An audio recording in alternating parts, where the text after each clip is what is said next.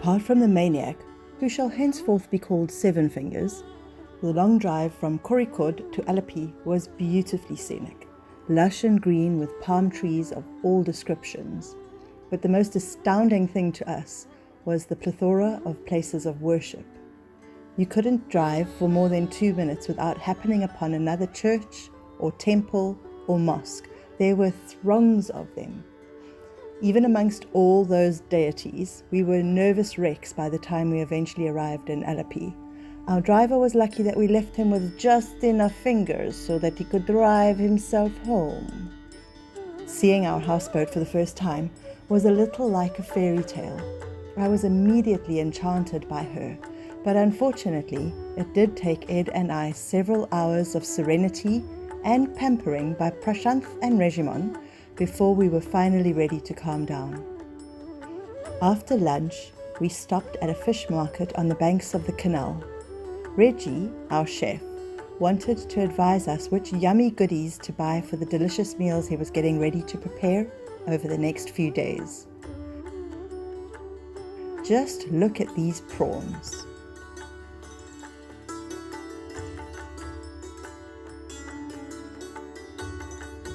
This is one of the more densely populated islands that we're going to be going past.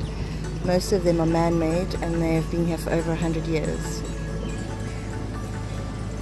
Plenty of houseboats. I think they're all going to start jostling for the best spots for mooring for the evening.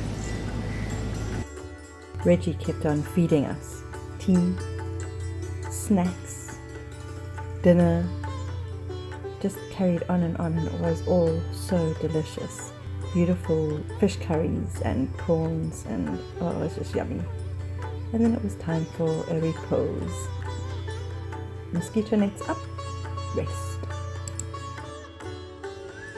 Good morning from the backwaters of Alapi. Had a beautiful sleep last night. 7 o'clock in the morning here. This is the inside of the cabin, off the boat. And behind those doors is the bedroom, and down the corridor to the back of the boat is the kitchen. And there's the dining room table, some deck chairs. Outside, water reeds,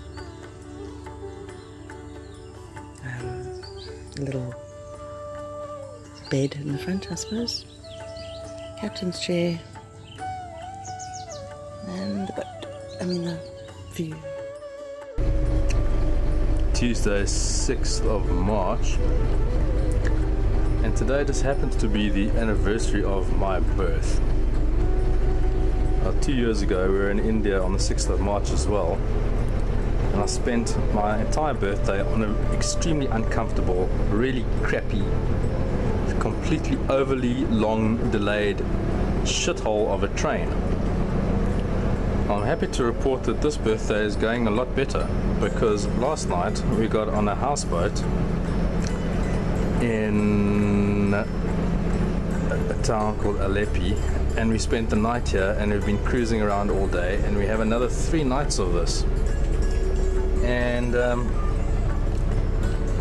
yeah, this is what I'm doing this birthday, cruising down a nice little canal in the backwaters of Kerala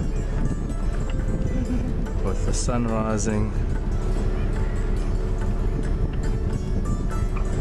birds birding, trees treeing, bloom blooming, bloom bloom. There we go. And Prasanth making sure that we don't hit a tree. And it's all very rustig.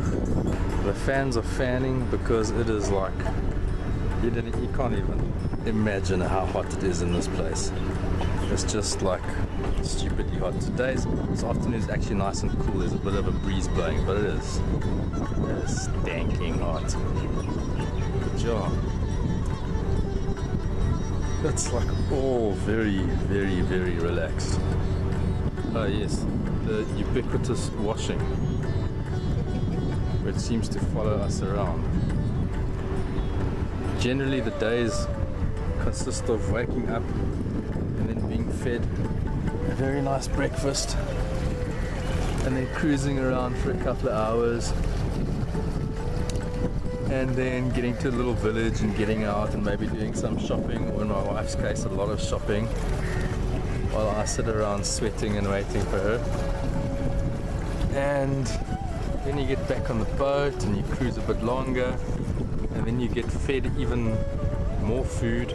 We had lovely fish curry and some fried fish and some veggies and a lot of coconut.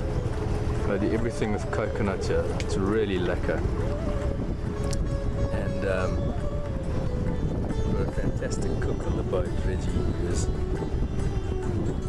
who seems determined to send us back a few sizes bigger than we were when we arrived.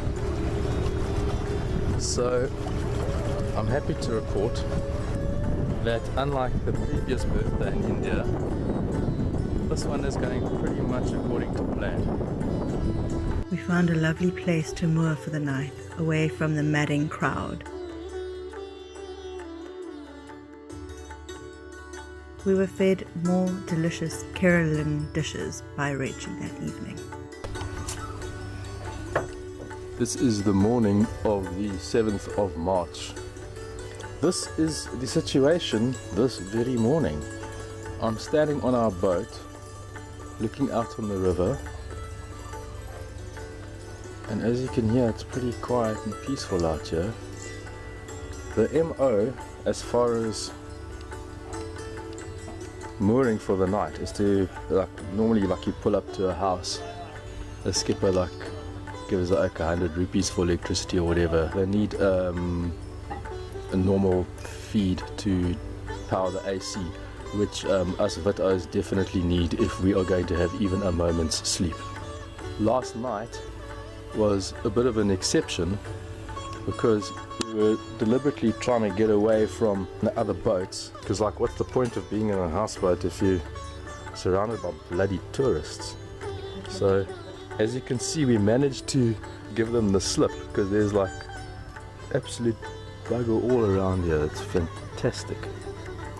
But the electricity for last night was supplied courtesy of an unattended building site. So that's on the land there, so we've got a cord going to that box. And then a thing happened. I was going to say a bad thing, but maybe it's not a bad thing. We found a cat. Kim found a kitten. I heard it first under that pile of wood over there. So anyway, as you could imagine, Kitty got rescued.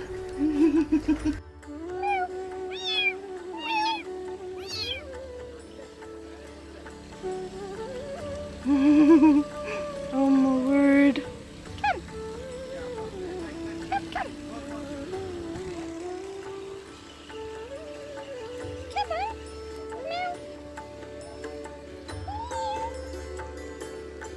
Okay, so I found a cat. Actually, I didn't find the cat. Ed found the cat. And this is the place that we're staying in. And it's just adorable. It's like a little wild baby. I don't know where its mommy and daddy are. But it doesn't mind you touching it. Hello, little one. A bird girl. It's a skinny little bird girl. Hi. So, do you think I should bring it home? Of course you think I should bring it home. I have no idea how to do this. Hello, little one. Oh, no, it just wants loves. A tiny little kid. She learned very quickly that humans are very good cat slaves. Prasanth. Hi, good morning. Is going to be kitty daddy, but for the time being we are fostering Kitty, who yesterday was wild. It's amazing how quickly these animals take to domestication. This animal was terrified of humans, eh? And it was meowing and scratching and biting and running on, and he seems to have got over it. Hello, kitty. Yeah, so the wild cat has become very rapidly domesticated. Yeah, okay. Sorry, man. Sorry, you can sleep some more. Now he's giving me grief. Yeah, that's our morning. Last night was the second night on the boat. We've still got 2 more nights. My only complaint is that I've been so inactive that I'm actually getting stiff. I need to do some stretches or something. I've just been sitting on my fat ass eating and watching the view. It's actually quite lekker. Wat sê jy, Blom? Yeah, I think we should do some activity. Maybe we should do some laps. Some laps. Some laps, up and down. Yeah. We could. Or we could just get stiffer. Probably go with that one. Let's Anyway. sit down and have some breakfast. Yes, that's hard work. Breakfast's ready here. Ah, breakfast. I'm out of here. Kitty had settled in very nicely indeed, and she almost left us alone long enough to have a fabulous and very interesting breakfast. Then it was her turn. It's all yours. No one's going to take it from you, okay? It's yours. I don't think you can finish it all, quite honestly. It's a lot of food. Your tummy's only small. And there's some water. He's like sitting on the plate. We spent the day cruising between all the gorgeous little islands, which are predominantly man-made rice paddies. Each island is recessed, or hollowed out if you like, almost like a very large bowl. This is in order to retain the flood of water necessary for the growth cycle of the rice. It should also be noted that each island has its very own pump for removing said water when the time is right for harvesting. As you lazily float by watching all this activity, you can see the paddies in every stage of readiness, and when you're close to fields that are ready to be harvested, there is a comforting kind of sweet rice pudding aroma in the air. We hopped off the boat for a wander around one of the island villages, one that was connected to the mainland via a bridge not much wider than 2 bicycles passing one another, and were immediately the cause of much oogling and whispering. We did come across a man in a very, very small truck who had come from somewhere else, must be over that bridge, to try and sell fish to the locals. If he was successful, he must have been one hell of a salesman. Meanwhile, back on the boat, Reji was preparing another exquisite lunch for us, in which he included some of the local fish and rice. Nom nom nom nom. Little Kitty was getting rather accustomed to her new life of luxury.